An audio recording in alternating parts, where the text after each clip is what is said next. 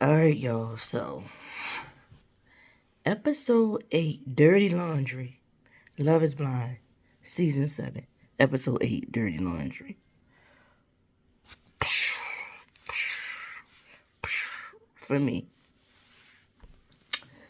Where do I want to start? Who I want to start with?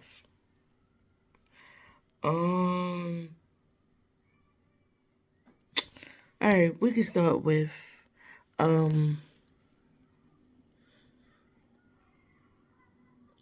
Ramses, because they didn't show them that much. We can start with Ramses and Marissa.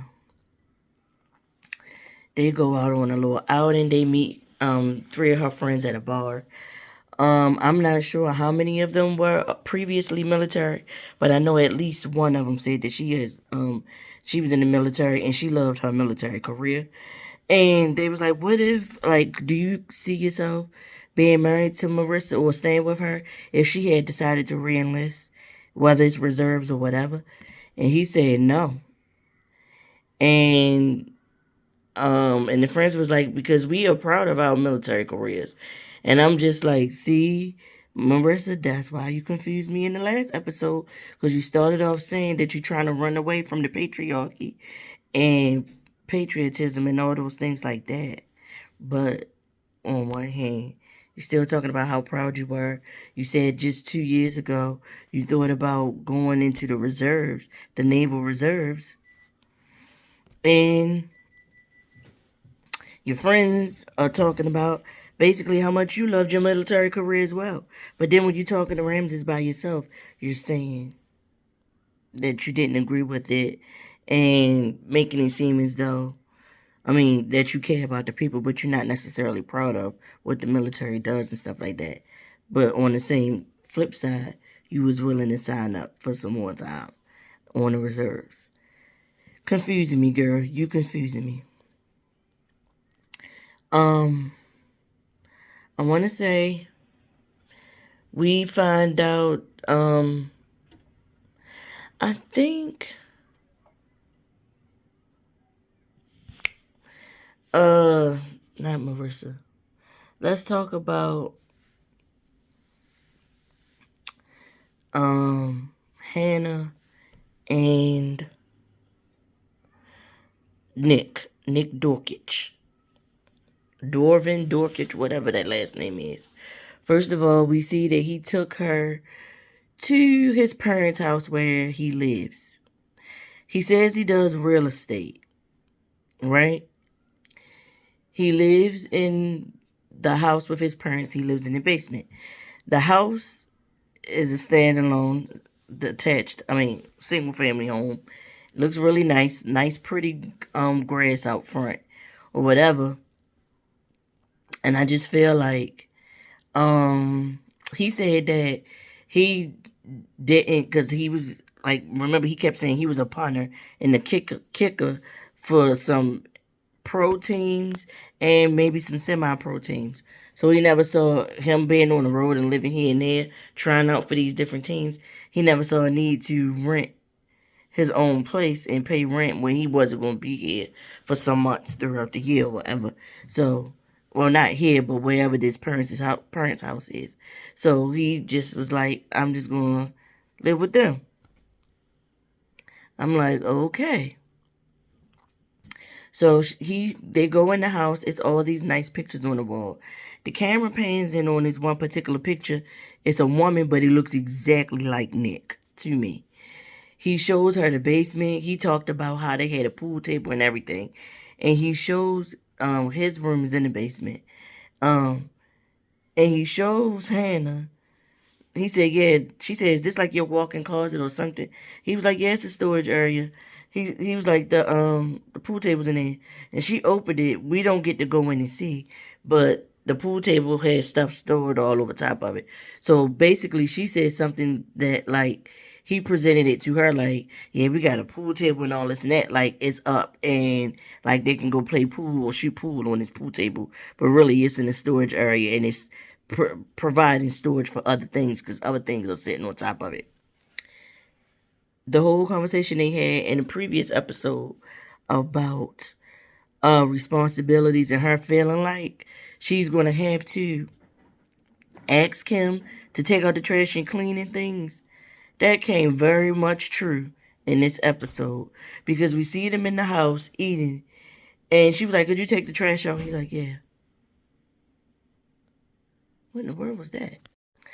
Alright, y'all, I'm back. So, anywho, Nick and Hannah are in their apartment having conversation, and again, they talking about the responsibilities. She has asked him to take out the trash and all that stuff. He did it. And she comes back to that conversation they had in the previous episode, like, listen, we had the conversation, and here I am having to ask you to take out the trash. When you see it's full, you need to do it. She was like, let's talk about responsibilities around this house. He said, okay, cool. She was like, taking out trash. I feel like that's your responsibility. That's for a man to do. He was like, okay, cool. She was like, and laundry, like, I do my laundry. I see you did your laundry and stuff like that. But while you doing laundry, you can at least take my laundry and do it too. And fold my laundry as well while you doing yours. I'm like, wait. So basically putting out the trash is a man's job, but he also needs to do your laundry. She want a maid. She want a man that's going to do all the domestic stuff. Because she even was like, and for the dog's name is Luna, I believe. She was like, I know Luna is my dog. I had her before I went into this experiment with you. But because we're becoming a couple and we're getting married, that means she's your responsibility too. So I expect you to walk her and be responsible for her. Basically putting the onus of taking care of Luna on him. They start talking about finances and paying bills. Because when they was, I forgot to mention, when they was at his parents' house, where he lives, she said, what do you expect us to do once we get married? He said, we can move in here. I'm sorry, Nick. Don't no woman want to live in the basement of your parents' house. No woman wants to live in the basement of your parents' house. No. Not happening. And basically, in this scene, she had come home from work or looking for work, because remember, she quit her job to do this show. But wherever she was at, she came home, and he had been in the house all day. And he said he had a couple Zoom meetings and stuff like that or whatever with some potential clients to, sell houses to them, I guess. So when they having this conversation, they discuss finances. So she was like, okay, for the finances, she expects them to go half on the rent. She asked him about having a joint account. He like, we'll cross that bridge when we get to it. So she was like, do you want to have a joint account to save for things like trips, different things like that? And he was looking like, no, don't want to do that. And Nick is essentially a big ass kid, y'all. Because we find out during this conversation, Nick's parents have him on their car insurance. And they are paying it. He's not paying it. They paying his cell phone bill, because she asked him, what about your cell phone and your car insurance and stuff? He was like, I could stay on my parents' car insurance. She said something about, well, what about your cell phone bill? He was like, they can keep paying for it. Why would I get off of their plan? And why would I not like let them keep paying for it if they already doing that?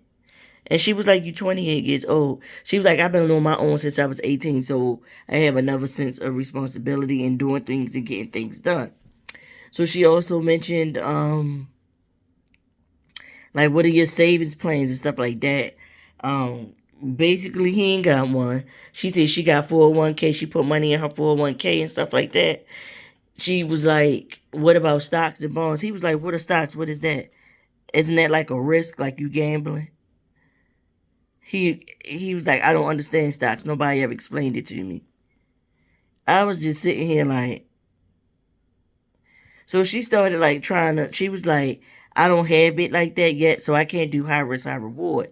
But I do low risk, low reward stocks. Like, it's just something to add to the pie. And I was just like, wow. And then she mentioned like the responsibilities of cleaning. She was like, how often do you sweep and vacuum or vacuum? He was like, I vacuum my room like once every 2 weeks. And she was like, what? Really? She was like, I vacuum every day. And I do deep clean on Sundays. And that means washing the walls, washing baseboards, and all that kind of stuff like that. I said, dang, girl, you better than me because I don't even do that. Not no every weekend deep cleaning, I don't. But she was like, this is what I expect. I expect you to be vacuuming every day. I was like, wow. But I do believe she said maybe 2 times, not just on Sundays for the deep. She expects you to do some laundry every day, just so it won't get piled up and build up or whatever. But the deep clean with the baseboards and everything, she doing it every weekend. I was just like, wow, girl. So even though she claims to be emotionally intelligent and more mature than him, I can see she take on more responsibility for herself than he does. I can see that. But, girl, what did you get yourself into? Like, I don't think y'all should get married. Because he's still sitting there wanting to rely on his parents to cover his bills as a whole grown man. And he is 28, though. But I'm trying to think in my own family. Well, shoot. Most black families, they don't have parents. A lot of times, well, the ones I'm familiar with and the ones I know, they don't have that disposable income to keep paying like a 28-year-old's bills. It's even if it's just their car insurance and their cell phone bills and stuff like that. Like, that's not a thing in the families that I know. Like, you're responsible for yourself and paying for yourself, getting your own cell phone, paying your bills and stuff like that. Not unless you college age, maybe like in your early 20s and you still in school or whatever. But if you got a job like how he doing this real estate, unless he's just starting out, yeah, they not paying your bills. But anywho, I've seen them have you on their insurance though, but they want you to get reimbursed them for paying the insurance or pay them the amount that your insurance costs, because usually they get cheaper rates and stuff like that with their age and how long they've been driving. So I get it. So after that, we get who do I want to go to? Let's go to Tyler and Ashley. Tyler and Ashley, at the beginning of this episode, are sitting down talking about their plans for their wedding. She asked him how involved he wants to be. He says very involved. They still putting that blurb up saying Tyler 38 whatever, and he's a nuclear security officer. But then when we see that they go meet up with her dad and they have a sit down with her father. And basically what he tells the father is he in IT. So I'm like, what the fuck? I thought you said nuclear security officer. And then the expose says that he basically a scammer because again now he just do drywall. So I'm like, oh wow, he really got exposed. Like a lot of pictures and a lot of stuff that's come out. So I can't even look at him the same. So everything he's saying, I'm just giving him the side eye like. That's me watching him on camera because now I know. So he come to meet her dad. First of all, Ashley is the spitting image of her father. Same face, same complexion, and everything. And I could have sworn when they were sitting down discussing the wedding plans, did she say her father was from the Caribbean? Somebody let me know in the comments. And he does have a very heavy accent too when he sits down and starts talking with them. So, and Nick introduces himself and all that. They talk. And he's telling the father, I'll never hurt her. I'll never lie to her. And the whole time he talking, I'm looking like, you are such a finesser. You know exactly what to say to charm somebody. They kept saying Nick was a charmer. It's effing Tyler. Tyler is the effing charmer, okay? Tyler is a finesser. I am cold, y'all. Tyler is such a finesser. It's windy outside and all the windows are down, but I'm still cold. And there's no air on in this house. But yeah, Tyler is yo, he is a finesse. Because he going on and on like, yeah, because I want the father, even like most parents are asking their child's potential spouse, what was it about my child that made you want to propose or made you want to be engaged to them? And the father asked Tyler this, and he said that she provided him a safe space to be vulnerable. She made him feel safe. He then turns to Ashley and actually asks Ashley, what was it about him that made you feel like he's the one? And she was like, because I feel like I can be me. I can let down my guard and my wall and be myself. And he makes me feel safe and secure. Like I can tell him any kind of thing or whatever. And he's a perfecter. He a protector. So the father said, okay, cool. He was like, well, if she choose you, then, you know? So the father was like, let us have a man-to-man talk. Let's talk. She like, all right, let me give y'all your space. So she walks off because they like in a restaurant/bar place. It's just them for this filming. So the father was talking to him, and he was like, so you gonna take care of my daughter? This is my only daughter. I don't know if this is his only child, but it's Ashley's his only daughter. And you know how them fathers feel about their only girl. Shoot, you know how them fathers feel about their girls, period. He was like, I'm giving her over to you. I'm relinquishing her to you. And I'm going to trust you. You seem like a nice young man. You seem like a good guy. And he was like, yeah, I asked her, but I need to ask you, can I have your daughter's hand in marriage? And the father was like, of course. If she choose you, I'm rocking with her choice. Because she don't make these kinds of decisions lightly. She thinks about everything and has a wall up. So if she trusts you, I'm trusting you. So Ashley comes back to the table. The father and Tyler stand up, shake it out, shake hands. And then they sit back down. Ashley comes to the table, and the father was like, we just talking about you. And Tyler was all talking about, you know, how he would be as a father to their kids. And he talking and saying all this stuff. And I just got to put it out there, because if you ain't seen it by now, you going to see it.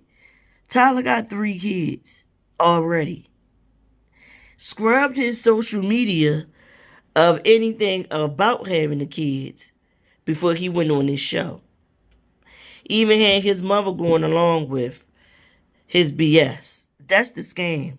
The other scam is some women have come out saying, one girlfriend was like, he fell behind on some bills. She loaned him $10K to help take care of some bills he had. He paid her back $2K. He still owe her $8K. Ain't been paying it. During the relationship, you know how you use a person's stuff or take it. He took a couple of exes things and had pictures of himself using or wearing these things all over his social media like it was his. And they been like, that's super petty. Like, for one girl, it was like a t-shirt or whatever.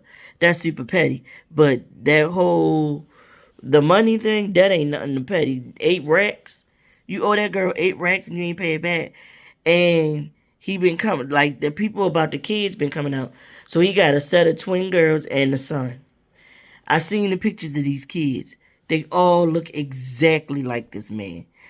He's since people been putting it out there, he's come out and said that these kids, he was the sperm donor for these kids. But it's looking like he had a female best friend. The best friend is bisexual, I'm guessing, but more so into women. And them two did the do, had these 3 kids, and he was very active in these kids' lives. Apparently, it's pictures of his mom with the kids that they scrubbed off of social media. It's pictures of him and the kids and the baby mama spending Christmas together with their little matching Christmas pajamas, all that kind of stuff. But here he is talking to Ashley and her dad about being her protector, her safe space. And that he can't wait to be a dad, as if he's not already a dad. and then wiped his social media clean of the fact that he is already a dad. Scammer, finesser, liar. I feel like Tyler is one of the biggest letdowns thus far of this season. Big letdown. Big, big, big. Then we have Tim and Alex. So we see Tim and Alex on the rooftop outside of their apartment. They must be staying in the penthouse suite. The surrounding area of the rooftop, because they're using the grill. It's a grill up there. They're using the grill. He grilling some food, and they talking about her father. Her family is coming. So her dad, her two younger brothers, and her mom are all coming. Remember, the father left the mother. When the mother found out she had MS, he left her, went and remarried somebody else, and then his ass get diagnosed with MS as well. Now, I'm not sure, but is MS hereditary? Because I'm wondering what's the probability with both biological parents having MS? What's the probability of Alex or one of her brothers coming down with MS later in life? I'm just curious to know. I don't know. But anywho, looking at the surrounding area, I thought I saw Capital One Arena. Ain't Capital One Arena in DC? Like, I rode past it a few times. So I thought that was the area I saw. Then it also did look like how downtown Baltimore looks if you live in what is that area on the other side of the hub? Oh my god, what's that area called? Because it's different areas on the different sides of Baltimore Harbor that people live in, and they got like them high-rise buildings and stuff. So you got like East Harbor, so that's east of President Street. Or they don't call it East Harbor, they call it Harbor East. And they got high-rise buildings. You drive eastbound across Fleet Street some more, and then you reach the Canton area, and then certain parts of the outside did look like a high-rise in the Canton area, like it's waterside, it's a waterfront and stuff. It looked like it could have been that area as well, so I'm not sure. And then I also saw, before I watched this episode, I saw a Google article saying that 90% of the people on this season, they live in Baltimore. They don't reside in DC. So I'm not sure. But yeah, the area, like, it's not Port Covington. Because it's another, where is that area below? I know Fed Hill is on the other side of the harbor. And that's like going down South Light Street. That area, that's Federal Hill. But it's what is that community? Because I think that they said the boxer Tank lived there. Baltimore in the harbor neighborhood.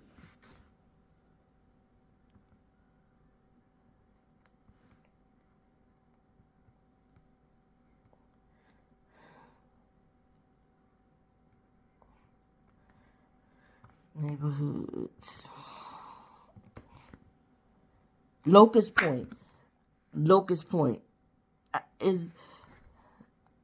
So what area is Locust Point though? Because I thought Locust Point was that part over by Key Highway, and that's just directly across on the south side of the harbor.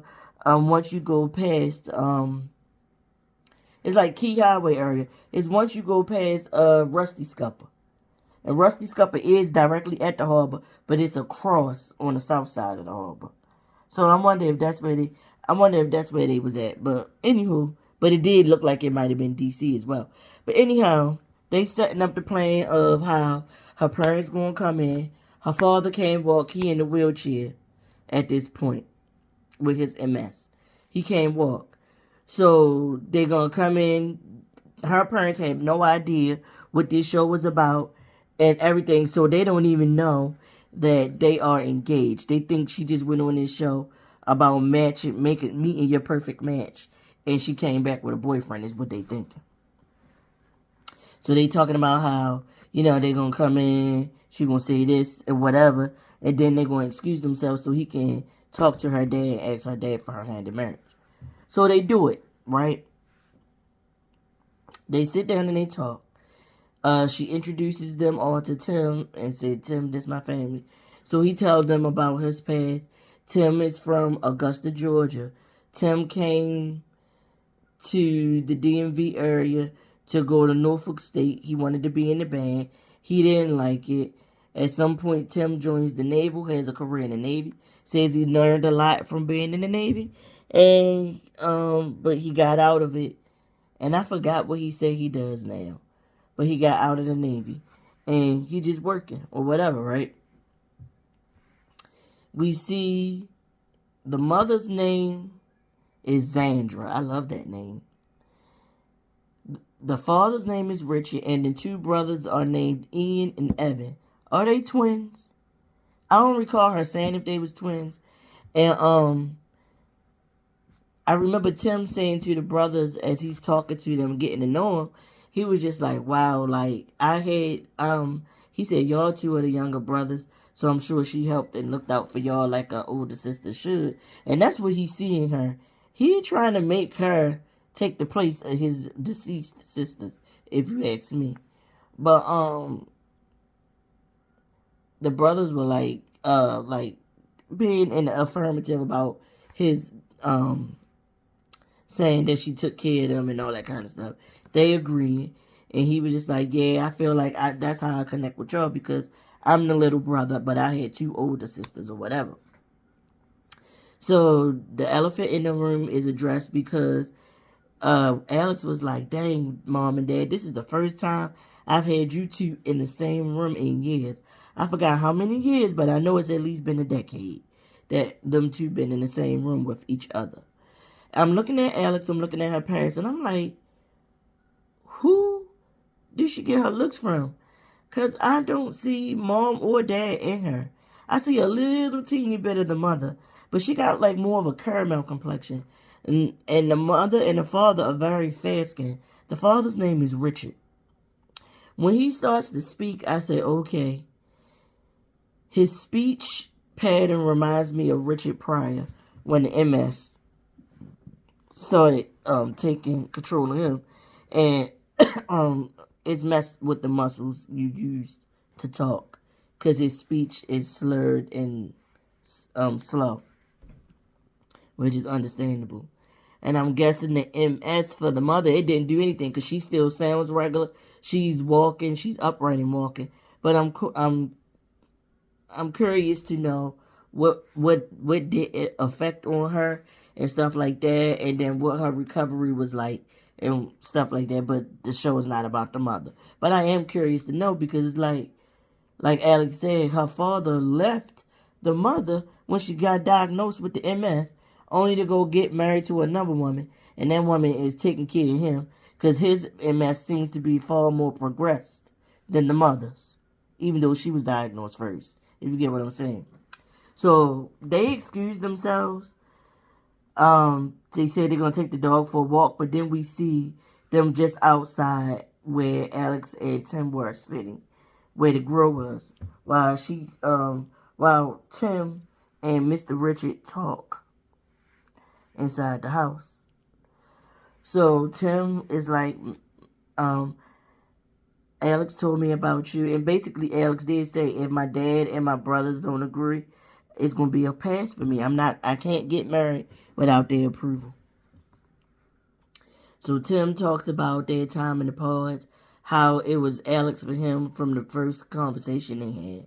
He was loving her, and he was like, I wrote this letter to you, but I read it to her in the pods. And he reads it, and Mr. Richard got me choked up, y'all, because him listening to Tim read that letter, it made him emotional, it made me emotional hearing it all over again. Or hearing it full out, because I feel like we heard it full out, and we might not have heard it full out in the pods, but it just made me emotional. The father got choked up, and he was like, I trust my daughter. That's my baby. I love her so much. He said, excuse me while I get my parents together and I get emotional. And I forgot to say that about Ashley's father, too. Ashley's father handsome, and I want to know, is your father married? I mean, I don't like the old men's, but your daddy is very handsome. And he made sure to tell Tyler tale, too. I don't play about her. Don't screw over my daughter. I'm going to be riding in the back seat. I'm going to take a back seat. But don't screw over and play with my daughter. And lo and behold, he's screwing over and playing in your daughter's face. This whole time, playing in both of y'all face this whole time. But anywho, and he got super emotional. Because he just kept saying, this is my only daughter, my only daughter. And he got choked up and he had to take a drink and try to get his parents together. And everything. But back to Mr. Richard. Mr. Richard is like, I got to get my parents together. But he gave Tim, as he got himself together, he gave Tim his approval. And they talked about the fact that, like, how many similarities they had. Tim was not born in Augusta. Tim come from a military family, too. Tim was born somewhere in England. Because his father was in the Air Force. Mr. Richard's father was in the Air Force, and he was born in Germany, on the Air Force base, if I'm not mistaken. I wonder if Mr. Richard is biracial, because he looked like his skin is very fair. He looked like he could be biracial. So does Miss Zandra. She looked like she could be biracial as well, because they very, very fair skinned. But he does accept Tim's proposal to Alex and gives them his blessing. They all come back inside and they all hug. And they also relate on the fact that they both like to golf. And the father, Mr. Richard was saying that he would be out there on the golf course to this day. Because he was saying, like, wherever he was born, in Scotland, he was saying that in Scotland, they, it's some kind of golf course out there that's really, really pretty. And want to get a chance to go and see it one day or whatever. But MS robbed him of that hobby of his, which was the golfing. Because he in a wheelchair, he can't stand up. I'm like, it robbed you of that, it robbed you of your voice as well. But what a cruel... Like, would y'all say that's karma? The fact that he left Miss Zandra because she was diagnosed, only to get remarried to somebody else, and him get diagnosed, and then his progresses faster, further than Miss Zandra's. Would y'all say that's karma? Y'all tell me in the comments. I was like, wow. So, that's enough with them. We see Taylor and Garrett. Now, Taylor and Garrett, they in their apartment, they having a conversation. She shows Garrett her apartment that she rents. Her friend owns the house. It's a row house. It looked like a brownstone a little bit. And you walk down some steps to go in to her basement apartment. And I'm going to say, her basement, after seeing that article, about 90% of them living in Baltimore, even though the show is saying Love and Marriage DC, Love is Blind DC. I feel like, I wonder if that really was a neighborhood in DC where she lives, or was that a neighborhood in, again, South Light Street, South Baltimore, whatever. Like, was that a Fayette Hill neighborhood? Because that looked like that could have been Fayette Hill. That looked like it could have been Bolton Hill, which is in Midtown Baltimore. It also looked like it could have been somewhere tucked off in the Canton area, or even in the Harbor East area. You can't tell. But it was super cute. The area, it was super cute. From the little bit that we saw when they was walking down the street and how the houses look. But she shows him her little place, and she was just like, this is just a place that she rents because she works remote. And maybe this is the reason Garrett's mother was looking how she was looking, and this might have been the silence that was unspoken before, when she was questioning, like, did y'all talk about everything? Because now we find out that she works for the government, but she works remotely. She must be from the West Coast, from the San Diego area, because she talked about her family is over there. And that's where she works from. She works from San Diego, but she has to come here to every now and again, so she rents that apartment. That's where she stays at. He is from Fredericksburg, Virginia, which I'm familiar with, because we drive through there anytime that we had to go to Virginia. Well, when we were going to Virginia to visit my mom's hometown. And now everybody gone. My great-grandma was gone. My uncles that were still alive down there, they all gone. Damn, a whole generation is gone. My great-grandmother and all 5 of her kids, 6 of her kids, are all gone from this world. Wow. Wow, a whole generation is gone. And my family. And I guess their generation would have been the baby boomers. Yep. My grandmother and her siblings, they was baby boomers. Wait a minute, are they? If they was born in the 40s, in the 50s, are they baby boomers? Dang. That just hit me just now, y'all. Sorry, I'm getting a little bit emotional. That hit me in my chest just thinking about a whole generation of my family is gone. Wow. Wow. That's on my mother's side. And it's a whole generation gone on my father's side because my father's mother is gone. All her siblings are gone. She was the last one left of her siblings. She had 3 sisters. They all gone. Her parents died when she was super young. Her mother died when she was 2. Her father died when she was 9. But they all gone. And then, because of what happened with her parents when she was so young, them sisters got split up between different family members. So, we don't know all of my grandmother's family on my father's side. Now, my father's father, because my grandparents weren't married. My father's side, that's a whole generation gone too, because my grandfather and all his brothers are gone, and their mother is gone. But I got one aunt. My grandfather's sister is still alive, so I can't really say that whole generation is gone. I saw one of her sons, that aunt, I saw her son maybe 3-4 months ago, and he was like, my mother had like a big surgery, and because I don't keep in contact with them.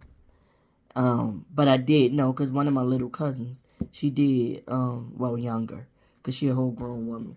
She did hit me up in the DMs and tell me that my aunt did have, like, a major surgery or whatever. But, like, I never had a relationship like that with that aunt. But dang, almost that whole wiped out, gone. We live to die, right? But anywho, back to them. Garrett's family is all from Fredericksburg. He said he has not been outside. He's basically lived his whole life in Fredericksburg, except for maybe a couple years for work. He moved somewhere else. But Fredericksburg is all he know. And that's where his family is. And she expecting him that once they get married, that he gonna pack up, and he gonna move and start a new life with her in San Diego. Because that's where her family and everything is. And I wonder what the statistics are on couples who get married and decide to live somewhere other than where they're from. What is the percentages of husbands following their wives versus wives following their husbands and moving to where they, like, leaving their family behind to go move to be closer to the the wife family, and then the wives leaving their family to go and be closer to the husband's family. I wonder what the statistics are on that. How often that happens. And, what the disparity between the statistics are. But I'm thinking now that we seen this, maybe that's what's like maybe they get, because we don't get to see all the conversation. So maybe they cut that part of the conversation out when Taylor met Garrett's family. The fact that he was going to get married to her and they was going to move to the West Coast. And because he said he looking forward to meet her family and he happy to do it. And did she ask him to cut off his beard? I mean, everybody got their preferences. But Garrett looked good with that beard. And Garrett got his looks from his mother. He really looks like that mama. Same face. Just like Nick looked just like his mama, or whoever that lady was on that picture on the wall when he first came in their house. But yeah, they decided that, and I'm just like, oh, okay, Garrett, so you gonna just leave your family? I feel like if there's something that's gonna keep them from saying I do, it's gonna be that. Because she even said something like him not waiting to the last minute and deciding, no, I don't want to move to San Diego to be with you. Because she said that was something that they discussed in the pods, that's what she was going to want to do. And I don't remember hearing that conversation in the pods, but they had already discussed that in the pods. So, that's them. And last but not least, let's get to Steven and freaking Monica. First of all, let me say this. I'm not sure, was I watching, what's that girl? It's a girl that do reviews for Love is Blind. And this last time she real cute, she brown skin. She did a collaborative review with another guy, with two other guys, and one of the guys is the guy Tate's Take. Is it called, I think her channel was called Pay or Wait or something like that. But when they was talking, I think it was them that said it. One of them on that channel, when they was talking about the first couple episodes, they say Steven looks like Randy from the movie Mask, which is based on a true story about the young man who was born with that disease that made his head real big and his face was deformed. They said Steven looked like, because the guy who played that role, his name is Eric Stolz, Stolz, and his face don't look like that for real. It's prosthetic. But they said that's who Steven looked like, and now I can't unsee it. Not to say he not attractive, but I can't unsee it now. I was like, oh wow, he really do. But anywho, them two, Steven and Monica, in their apartment, they go to some class, some flower class. They talking about the wedding. So the lady sits with them. So they got these dry flowers in this glass. So you pick and design your vines and your flowers and leaves and stuff around on this glass. You put these two pieces of glass together, and it's like a glass frame of a flower, right? Almost like shadow boxing. Like people do a shadow box or whatever. But similar to that. But of course the glass is pressed together. So Steven does his, and she does hers. They asked the lady who taught them what to do. They asked the instructor whose was the best, and the instructor was like, well, I like his use of color more, but both of them are nice. So she kind of like felt a little way that they said that his was better than hers. And it's because he stuck with a color theme, and she had all kinds of colors in hers. So after they did that, they just sitting there talking about whose was the best and stuff like that. They go home, they have a conversation. Apparently while they were away in the pods and on their honeymoon, he came back home because it said he was an electrician. He came back home, went to work, and found out he got laid off or lost his job. And I'm wondering, did you really lose your job? Was you really an electrician? Like, what really happened here, right? Or did you just leave and didn't tell them you was going to be gone for this amount of time? And they was like, because he, in his conversation to her, he talking to her like, listen, it's wishy-washy and it's not a consistent or stable career path. So it's like 1 minute you in, 1 minute you out. Is basically what he was saying. So she was like, it's okay, babe. I got us. I can hold us down. And she was like, what's the longest you went without a job? And he was like, a week and a half. She was like, okay, cool, good. I think I can hold us down. Or whatever. He was like, I thank you. She was like, I could be your sugar mama, your baby mama. And he laughing, thinking he's cute or whatever. And he was like, yeah, and if you just want some, because he keep talking about the sex. He mentioned something about somebody hitting Gary up in the. That's what she was mad about when they was there last night. I guess that was their last night in Cabo when they was watching the fireworks. They was over there talking about DMs and getting emails and stuff from various women and how them being on this show gonna blow their spot up and they gonna start getting DMs and women gonna be into them and stuff. And he had said something crazy about what the freak? What kind of bug was that just flew by? Did y'all see it? And now I don't see it no more. But anywho,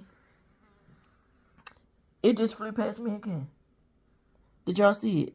It just flew behind me. Anywho, he was like, the woman's gonna be hitting you up talking about, yeah, let me suck that sausage. Sir. Oh, no, I ain't even gonna say that. I love the way that Benny Takes put this. I can't wait for her to start putting some videos out about this season of Love is Blind. But, how she said, blowing the trumpet. He said it's gonna be women in your DMs wanting to blow your trumpet. But he didn't use that terminology. It was real crass how he said it. And he said it in front of everybody. And I could see her being annoyed by that. So anywho, they sitting down, they having this conversation at home. And he was like, yeah. She said that the sex was good with them. And he was like, yeah, you can go home and, you can go to work and come home and be like, drop them. And I'm going to be like, okay, baby, I'm dropping it. I need not to lean back like that because it makes me look super, super big. But, yeah, he was like, yeah, baby, I'm dropping it. Whatever you need, I'm going to always be here for you in that regard. And she said, okay, okay, Steven. And another thing I noticed about him, he got a keyboard tattoo. Is he into music? I wonder. I don't recall him saying that, but is he into music like a musician, like he write music or something? I wonder. But anywho, that happens, right? She said she gonna take care of it, and she gonna carry them for a little bit. Because that's what being in relationships mean. She ain't got no problems. Next thing you know, we see Monica and Taylor sitting there. Taylor got tears in her eyes. She's showing Monica something on the phone. She says he told me he went to go to a sleep study last night. But how do I know that's where he really went? Because apparently this man been sexting somebody else. Or somebody else's. Because I'm not sure how many people it was. But he been sexting heavy. Going in. And she's showing it to Taylor. And Taylor's just like, I'm so sorry this is happening to you. They break the fourth wall because we see the camera crew with, and what's the people called that hold the microphone? The grips or whatever. The people who hold the microphone, the pole with the microphones attached. We see all of them and stuff moving throughout the apartment. And so we see Steven come in and go in the refrigerator and get something. And in the midst of in the midst of Monica saying how upset she is, Like, I was just supposed to meet he was supposed to meet my dad in 2 days. And this just happened. I cannot believe this is what's happening right now. So Taylor excuses herself so that Monica and Steven can have a conversation.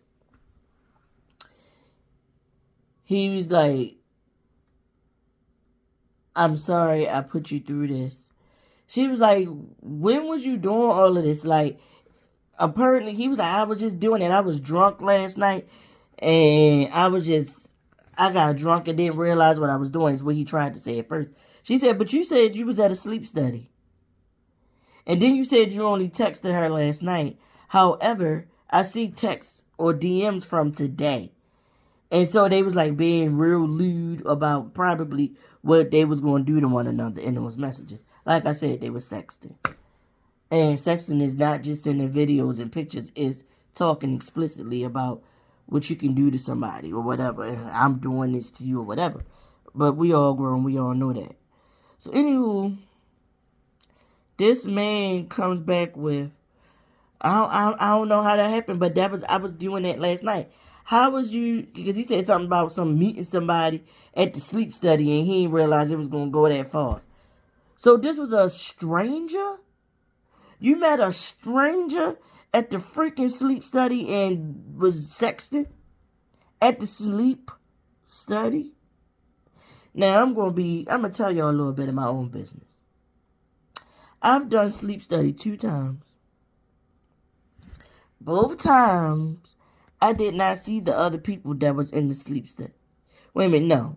I did. The first time I went to the sleep study, I went to a sleep study in the hospital at GBMC. And I was in the waiting. I was late, though. But I did see them go in the back and take the other person to their room, put them back there. And then they came and got me and put me in my room and told me how it all worked. And then the second sleep study I had about 3 years ago now. Yeah, it's been about 3 years. No, it's been 2 years. It's been 2 years this year. Because I just got new equipment. I've been using the same equipment since last. Yeah, it's been 2 years. Because I got the last sleep study around 2022. Like, going into the fall, I want to say. Summer going into fall, I think. Yeah. But anywho, that time, that guy, when I did the sleep study that night, I did see some people going up on the elevator, but I didn't see where they went, and because I think I walked the wrong way.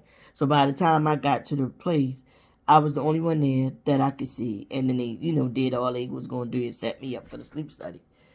But I'm just like, what sleep? Like, you going in the room, and you supposed to be going to sleep. Like, and you supposed to be going at a time that it's almost the time you would go to sleep. So how you meet somebody at the sleep study and sexting them? Like, what the freak, Steven?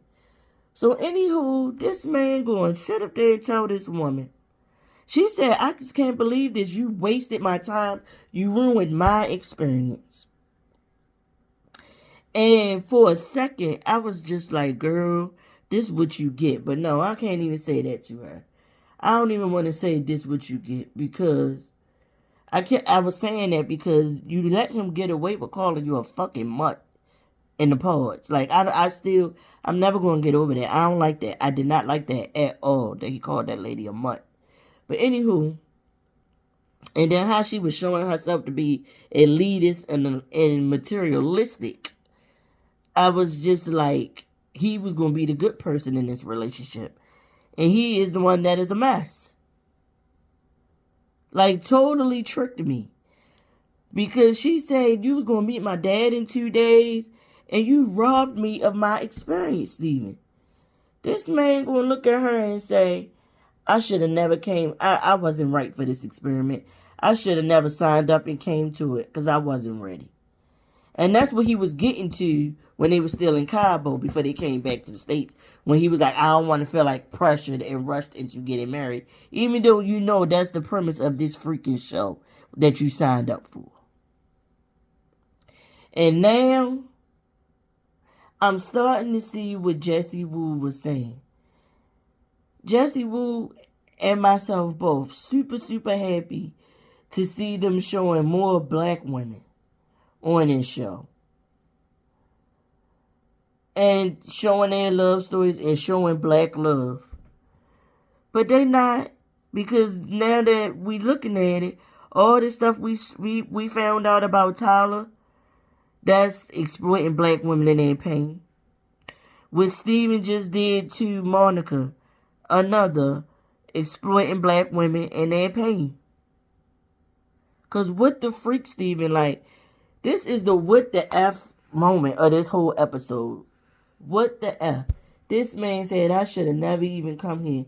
I shouldn't have came. And she told him, how selfish of you to say that. And he said, so with that being said, I'm just going to go ahead and leave you alone. I'm going to go pack up my stuff and I'm going to leave. And he gets his suitcase, packs his things. He leaves. And then Taylor and Garrett re-enter the room to console Monica. And I'm so glad that they got a friendship. And that Garrett is there with Taylor trying to console her. And that Taylor isn't looking at it like, don't you be doing it. Because you know how some women can be real catty about that. Don't console my friends. Or whatever.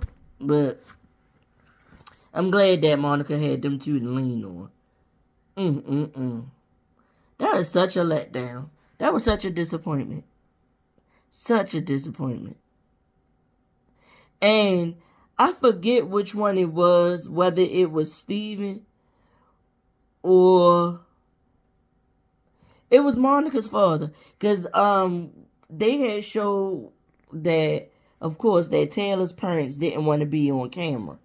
And we found out that Monica's parents, especially her dad, he didn't want to be on camera either, but he decided that he was definitely going to show up to walk her down the aisle and to meet Steven. And now look at what happened. I can't believe it. I can't believe it. Don't you know how I feel like? Remember when Tyra told Tiffany, we was all rooting for you. Listen! Listen! Remember how she yelled at Tiffany? That's how I feel. That's how I feel I want to yell at Steven right now. Like, for real. Like, I was writing for him about how he was getting treated by Monica and everything. And this is what you was doing. Steven, this is what I give you. And with that, y'all, I'm gone off this camera. This has been 52 minutes at this point. I just can't. This was Love is Blind Season 7, Episode 8, Dirty Laundry. Let me go finish watching the show. I cannot believe this bullcrap. Wow. So who is going to actually make it down the altar? Well, I do know somebody that's going to make it. Because somebody ruined it for me. But, wow. I can't wait I can't wait. You know when they show the episodes when they meet up with the other people that they didn't choose? I wonder if they going to bring Brittany and Leo back for that part. I wonder if they're going to bring, what's his name, Bowden, back for that part so Marissa can see Bowden. I'm wondering. Because they have to. You know why? Ain't no wonder. I can't wait to see it. Because I want to see the context. I want to see the context. And I want to see who it was Ramses was talking to when he said, if I would have seen you outside of this, I would have slept with you. I got to see who that is.